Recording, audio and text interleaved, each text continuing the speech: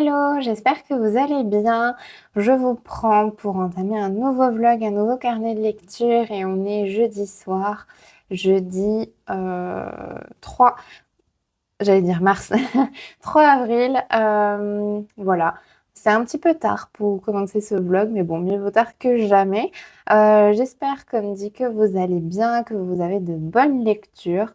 Moi, je vous retrouve pour vous parler un petit peu des miennes et donc sans plus tarder, pour vous dire que j'ai terminé Pas de peau pour la jardinière, donc une enquête d'Agatha Raisin, écrite par Anne Smeaton et publiée aux éditions Albin Michel. Euh, bon, j'ai pas 150 trucs à dire sur ce livre, hein. Comme vous le savez, j'adore les enquêtes d'Agatha Raisin, j'aime beaucoup l'univers. J'aime bien parce que on sourit à plein de moments, c'est assez cocasse, c'est assez rigolo, voilà. C'est encore une fois pas une enquête d'une très très grande richesse, voilà, c'est pas ce qui va nous nourrir intellectuellement, mais c'est agréable. Voilà, on aime bien découvrir les nouveaux personnages, on a envie de suivre un petit peu la vie d'Agatha, sa retraite qui parfois n'est plus trop une retraite parce qu'elle a quand même envie de retourner travailler, mais très vite elle revient quand même. Enfin bref, il y a des aventures à suivre, quoi. Donc voilà, j'ai bien aimé ce tome. Il est pareil que Enfin, il est pareil.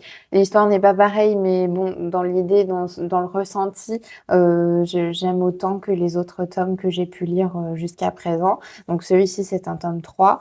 J'ai le tome 4 qui est quelque part, je ne saurais même pas vous dire, je crois que c'est par là. Bref, j'ai le tome 4 dans la pile à lire. J'ai pas les autres. Comme je vous ai dit, il y en a au moins 35, je crois. Donc, je les achèterai petit à petit. Je vais lire un petit peu autre chose. Et puis, je pense que j'y retournerai. Je vais essayer d'être un petit peu plus régulière pour quand même avancer dans ces histoires-là. Surtout qu'après, il y a tout ce qui est la saga Hamish Macbeth.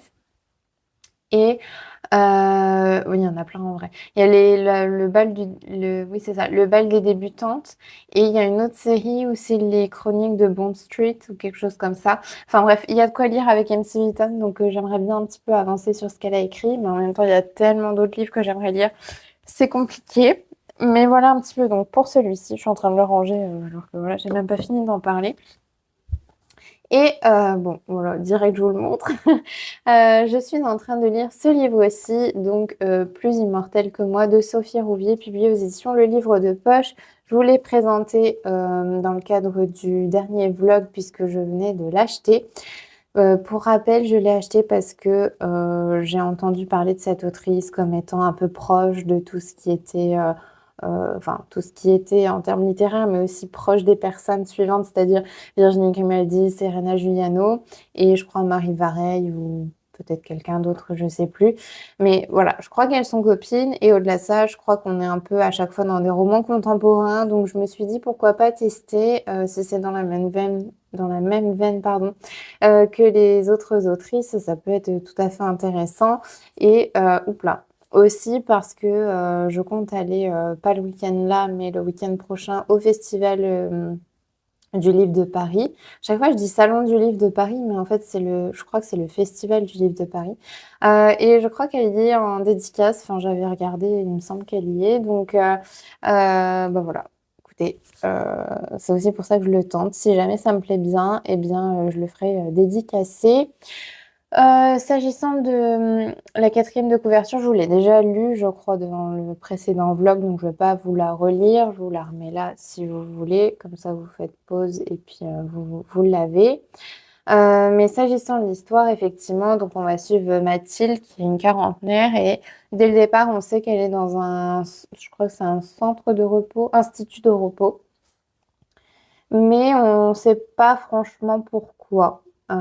Et en fait, ça reste assez flou, même là où j'en suis. J'en suis à la page 129 sur 182, je crois, au total. Non, 186 au total.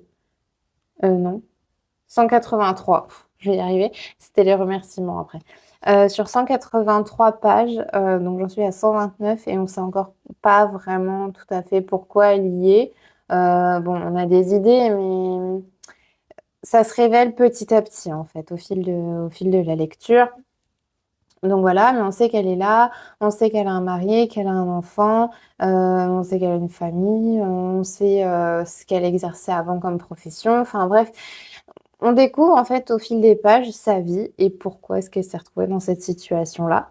J'aime bien cette idée-là de pas tout de suite tout dire dès le début et de voir comment ça évolue. En fait, les schémas un peu classiques, entre guillemets, c'est de te dire, voilà, elle est dans un institut pour telle raison, son contexte c'est ça, blablabla. Et après, on va t'expliquer au fil des pages comment elle s'en sort et voilà. Bon, c'est un schéma qui est cool aussi, hein, mais là, c'est un peu différent parce qu'en fait, on sait qu'elle est dans un institut, mais on sait pas vraiment pourquoi. C'est pas hyper clair. Et du coup, l'objet du livre, c'est de découvrir ça. Et en même temps, à chaque fois, viennent se greffer des anecdotes, des histoires un peu parallèles ou, ouais. Il y a, en fait, à chaque fois, j'ai l'impression que c'est tous les 3 chapitres où on est sur cette thématique-là de sa vie à l'Institut de repos. Mais il y a aussi, sa vie, enfin, avec en tant que pharmacienne, dans sa vie, dans son couple, sa famille et tout ça. Et il y a un autre point aussi où ça va être quand elle va être attirée potentiellement par d'autres personnes ou quand elle va rencontrer Daphné. Enfin voilà, il y a comme si c'était, on va dire, 3 points de vue de son histoire différents. C'est pas vraiment point de vue, mais je sais pas comment expliquer ça. Je vais pas dire période de vie parce que c'est encore différent. Parce que dans les histoires, dans son histoire de sa propre famille, en fait, on switch. On va rester sur le terme point de vue, mais bon, c'est pas vraiment ça, j'ai pas le mot. Mais grosso modo, voilà, on a 3 points de vue différents et à chaque fois on tourne. Et au fur et à mesure des pages, on en apprend un peu plus à chaque fois sur chacun des points de vue, mais aussi sur l'histoire globale de Mathilde et de pourquoi elle a pu, enfin, pourquoi elle en est là aujourd'hui, quoi, grosso modo. Je sais pas si c'est hyper clair, encore une fois. Je vous reviendrai, de toute façon, je l'ai pas fini, donc quand je l'aurai terminé, je vous redirai avec peut-être plus de précision. Enfin, je vous retraduirai avec plus de précision ce point-là parce que j'ai conscience que ce soit pas forcément hyper clair. Mais voilà, bref, j'aime bien cet aspect-là. Au niveau de la plume, je vous avoue que je suis déçue un petit peu parce que c'est vrai que derrière, c'est marqué une plume piquante, sensible, toujours juste bouleversante de la part de Serena Giuliano. Franchement, pour lire des livres audio et même papier de Serena Giuliano, j'adore sa plume, vraiment. Celle-ci, je trouve que, je sais pas si c'est parce que c'est le personnage qui veut ça, parce que des fois j'ai l'impression que elle s'éparpille. Je sais pas si c'est le personnage qui s'éparpille ou si c'est la plume qui donne cette impression-là un petit peu. C'est, je sais pas. Il y a des moments où je suis dedans et il y a des moments où moins. Il y a des moments où ça passe vite les pages parce que c'est quand même des tout petits chapitres, mais il y a d'autres chapitres où je me dis qu'est-ce que je fais là, quoi. Donc je suis un petit peu mitigée pour l'instant. J'ai un peu de mal avec la plume. Je sais pas si encore une fois c'est la plume ou si c'est l'histoire du personnage qui parfois m'ennuie un peu aussi. Voilà. Après, c'est un peu des tranches de vie, des anecdotes sur sa vie, sur ses choix et tout ça. Donc peut-être que c'est pas toujours ce qui m'intéresse le plus, hein.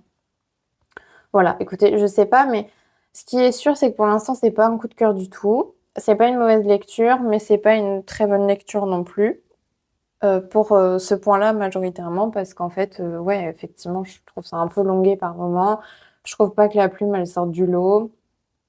Il y a des mots un peu, comment dire, peut-être de langage un peu plus soutenu qu'on voit un peu moins dans les romans contemporains habituellement, mais ça fait pas de ça, enfin, pour moi, ça rend pas une plume belle. Après, je suis d'accord pour dire quand même qu'il y a certaines phrases qui peuvent être un peu poétiques, voilà, je vais pas dire qu'ils poussent à la réflexion parce que bon, j'ai pas réfléchi 4 heures non plus dessus, mais voilà, qui sont un peu plus belles, plus travaillées, on va dire, que d'autres.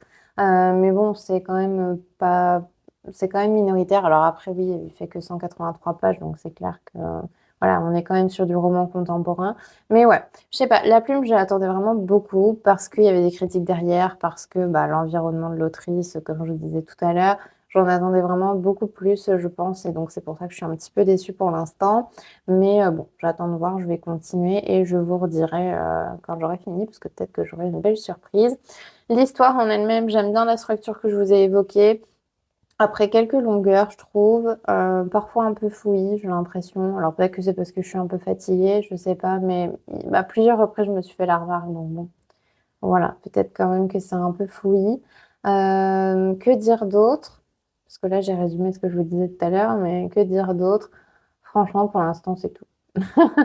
C'est tout, c'est tout. Après, j'aime bien l'idée qu'on parle d'un institut de repos. Je trouve que pour une jeune femme enfin une femme quarantenaire, je trouve que l'idée de base est pas mal. Ça, la thématique m'intéressait tout du moins, donc voilà.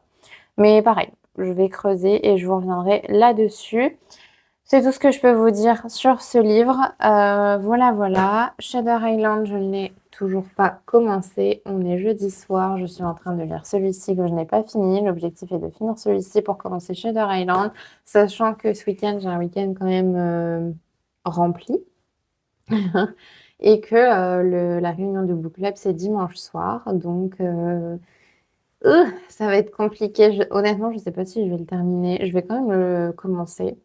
J'ai du train ce week-end, donc je compte, enfin déjà dès demain soir, j'ai du train. Donc je compte évidemment sur le train de demain soir pour lire peut-être la pause déjeuner de demain midi, si ce soir j'arrive à finir celui-ci. Là, j'ai quoi? Il me reste, on est à 130 pages sur 182, donc ouais, il me reste 53 pages, quoi, 52 pages. Ouais. En vrai, c'est faisable ce soir, c'est faisable. Donc, mais c'est juste qu'il y a des moments, comme je vous dis, il y a un peu de longueur et j'ai un peu la flemme, je vous avoue. Là, j'ai pas envie d'y retourner dans ce livre, c'est quand même triste, mais c'est pas qu'il est catastrophique, mais je sais pas, c'est pas comme. Alors vous allez me dire encore, je compare. En plus, ça se compare pas, c'est pas le même genre, mais Maxime Chatham, Prime Time, j'y ai retourné, quoi, c'était cool, j'y pensais. C'est comme un animal sauvage de Joël Dicker, j'y retourné. Même Agatha Raisin, j'y pensais. Agatha Raisin, ma petite Agatha, qu'est-ce qu'elle allait devenir?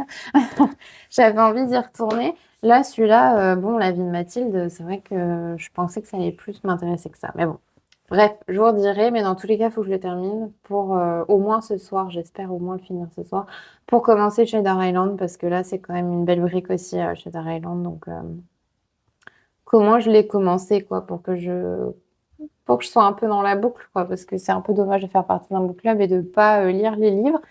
Mais en même temps, je peux m'en prendre qu'à moi-même puisque j'ai repoussé jusqu'à la dernière minute. Voilà, voilà. Écoutez, c'est tout ce que j'ai à vous dire.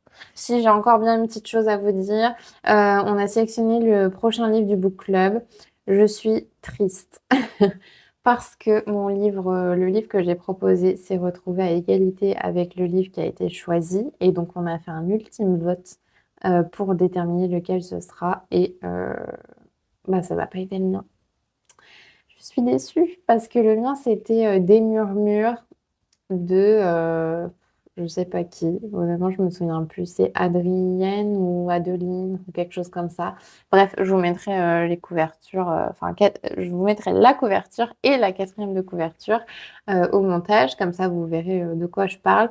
J'ai entendu parler de ce livre dans une vidéo YouTube de Mrs. Yarnbook, je crois que c'est comme ça. C'est en fait la booktubeuse qui a ouvert une maison d'édition qui s'appelle Édition Hurlevent. Je pense que vous connaissez parce que, enfin, si vous regardez des vidéos booktube, je pense que vous la connaissez. Voilà, en tout cas, si vous la connaissez pas, allez voir parce que pour le coup, j'adore ce qu'elle fait. Et en plus, dernièrement, je trouve que, alors je sais pas si c'est dernièrement, ça fait quand même quelques années, je pense que je la suis, mais c'est vrai que elle avait fait une longue pause et là, elle est revenue. Et depuis qu'elle est revenue, je trouve que enfin, j'aime bien ses recommandations de livres, ce qui n'était pas forcément le cas avant, où des fois elle disait des trucs et que moi je me disais bon bah voilà, moi je vais pas lire ça. Donc c'est vrai que je regardais quand même les vidéos un peu par habitude, mais bon, ça me servait pas trop de conseils, tandis que maintenant effectivement j'aime bien aussi ce qu'elle recommande et bah, j'y prête attention. Et c'est dans ce cadre-là que j'ai découvert le livre des murmures. Et ça avait l'air trop trop cool, donc voilà. Mais malheureusement, ça n'a pas été sélectionné. Donc je suis vraiment un peu dégoûtée parce que ça s'est joué, je crois, à une voix. Mais bon, ce qui est sûr, c'est que je le lirai certainement parce que c'est un livre qui m'a tapé dans l'œil, quoi, clairement. Donc c'est un petit côté apparemment, si je résume bien, si je me souviens bien, c'est un petit côté Desperate Housewives avec des trucs un peu bizarres, un peu des enquêtes et tout. Mais le tout dans des femmes qui vivent, qui sont voisines, enfin vraiment un peu comme Desperate Housewives si je me souviens bien, et je sais pas, moi j'adore Desperate Housewives, enfin j'ai aimé Desperate Housewives, j'ai pas regardé depuis longtemps, donc peut-être qu'aujourd'hui ça me paraîtrait, bon bizarre, ou j'aimerais moins, mais c'est vrai qu'à l'époque j'adorais Desperate Housewives et j'ai de plus en plus envie de revoir la série, donc je me dis un livre qui est un peu dans cet, environnement-là, on va dire, cette ambiance-là, franchement ce serait trop cool. Donc voilà, bref, le livre qui a été choisi, on se fait une raison, hein, c'est comme ça. De toute façon, j'ai l'impression que jamais mes livres, ils sont choisis. Genre, là, depuis le début que je suis dans le book club, bon, ça va être mon 4e mois. J'y suis depuis décembre. Jamais rien n'a été choisi. Là, j'ai jamais été aussi près de la victoire. Donc voilà. Et qu'est-ce que je veux dire? Oui, le livre qui a été choisi, c'est Les 5 règles du mensonge, je crois. Je vous mettrai aussi une copie d'écran de la couverture. Je connaissais pas du tout ce livre, mais écoutez, il a été élu, donc je pense qu'il y a des bonnes raisons quand même de le découvrir. Je dois donc l'acheter. Alors, je vais peut-être essayer de pas forcément l'acheter en physique cette fois-ci, parce que là, bon, comme j'ai repoussé Shader Island, je me dis, bon, je vais pas toujours tout acheter non plus. Je pense que je vais essayer de le trouver peut-être en livre audio. Je sais pas si du tout s'il est sur Nextory. Mais un petit peu de temps en temps, je pense que je vais basculer sur des livres audio pour le book club. Moi, j'aime beaucoup les livres papier. Mais c'est vrai que selon les semaines, tout ça, c'est plus simple parfois d'écouter un livre audio. Parce que déjà là, bah, il faut aller à la librairie, il faut le commander. Il y a un délai d'une semaine, sachant que c'est pour le mois prochain. Donc une semaine un peu plus, selon quand est-ce que je le commande. Parce que là, on est déjà le 3, j'ai toujours pas commandé, donc voilà. Donc ça veut dire que ça nous met au peut-être 10-15 du mois. Après, bah voilà, la vie, quoi. Il y a des trucs qui sont pas prévus qui se passent, il y a des trucs qui sont prévus qui se passent aussi, qui prennent du temps. Et le soir, tu rentres, t'es fatigué, tu lis pas autant de pages que ce qu'il faudrait. Donc bon, c'est compliqué par moment et j'ai pas envie non plus de rater toutes les lectures du book club. Donc je vais essayer de voir si je peux pas l'avoir en lecture audio pour changer un petit peu. Et je pense que de temps en temps, effectivement, pour tout ce qui est livre book club, je vais alterner entre version papier. Pour ceux qui m'intéressent d'avoir en version papier, je l'achèterai en version papier. Sinon, lecture audio. Voilà, voilà, parce que je crois que les 5 règles du mensonge, il fait 500 ou 600 pages, je crois. Je vous redirai. Parce que j'ai vu ça dans la conversation des filles du book club, mais je sais pas si c'est de ce livre-là qu'elle parlait ou pas. Je suppose que oui, mais je recorrigerai le cas échéant. Mais voilà, du coup, c'était la petite news. J'ai pas, là, je crois que j'ai plus vraiment d'autres choses à vous dire. Je vais aller faire un petit peu de scrapbooking parce que je vous avoue que j'ai acheté tout ce qu'il faut pour, enfin tout ce qu'il faut. On n'a jamais entièrement tout ce qu'il faut pour du scrapbooking, je pense, parce que voilà, c'est un truc, c'est une activité manuelle, créative, tout ça. Donc on peut toujours acheter plus, mais j'ai acheté des petits masking tape. Je vous montre, je vous fais un petit haul scrapbooking, voilà. J'ai acheté d'autres masking tape qui sont trop cool. Je sais pas si je peux vous montrer un peu mieux. Ils sont pas trop beaux. On part vraiment sur des trucs floraux. Voilà, j'adore les fleurs. Donc, après, j'ai acheté... Alors ça, je suis un peu déçue, un petit poil déçue. J'ai acheté des trucs comme ça, mais j'ai pas du tout fait attention. En fait, c'est tout petit. Je pensais que c'était des feuilles, voilà,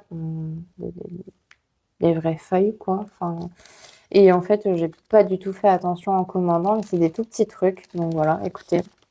En tout cas, ça matche bien à chaque fois, donc je suis contente. J'ai acheté ensuite des stickers. Beaucoup de stickers. Je vais pas beaucoup, enfin, je vais pas en racheter sitôt. Enfin, sitôt. Je vais essayer d'en utiliser un max et quand j'aurai plus grand chose, j'en rachèterai. Parce que on peut facilement dépenser ses sous dans le scrapbooking, j'ai l'impression. Donc voilà, j'ai acheté des petits autocollants comme ça.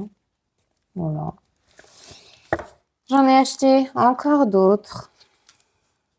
Ça, je suis trop fan du... C'est un livre un peu comme ça, avec plein d'autocollants. Et là, il y a une page qui est tirée. Alors, je sais pas si c'est vraiment des autocollants, je sais pas trop dire. C'est un peu comme C'est du plastique et quand je touche derrière, faudrait que j'essaye. J'arrive pas à voir comment c'est, mais si, ça doit être des petits autocollants quand même. Bref, voilà, vous voyez, c'est des trucs comme ça. Je trouve ça trop joli. Il y a plein de choses. Bon, on voit pas bien parce qu'à chaque fois, comme c'est des pages transparentes, on voit plutôt le derrière, mais vous voyez. Alors par contre, toutes les pages, elles se détachent, mais bon. J'ai pris des trucs nature, voilà. J'ai essayé de prendre des trucs un petit peu différents à chaque fois. J'allais pas acheter toujours la même chose. Mais on est un peu quand même toujours dans le même style. Je sais pas si vous voyez ce que je veux dire. Et alors bah, là, on va changer de style. D'autres petits autocollants. Je vais essayer de vous montrer parce que pour le coup, ça change un peu. Voilà, des trucs comme ça, c'est écrit quoi? Just be a nice person. Bref, plein de choses. Oula! On l'a fait tomber par terre. Vous voyez, plein de petites choses comme ça. Bon, alors, hop. Quitte à faire tomber autant que tout tombe. Hein. Avec des petits mots, des petits machins. Voilà. Voilà, bref, j'ai mis le bazar partout. L'objectif de ça, c'est juste d'écrire un petit peu de temps en temps, mettre mes photos de voyage surtout. Les photos de famille, enfin bref, d'essayer d'avoir un petit carnet où je peux faire ce que je veux dedans, mettre ce que je veux dedans et que ce soit pas trop moche, quoi, parce que j'écris mal en plus. Donc, les petits autocollants vont m'aider à rendre ça un peu plus joli. Et puis, pourquoi pas devenir un petit peu plus manuel. Voilà. Voilà. Bon, je suis en train de tout ranger, je rangerai ça après. Je vous laisse là et je vous dis à plus dans ce vlog.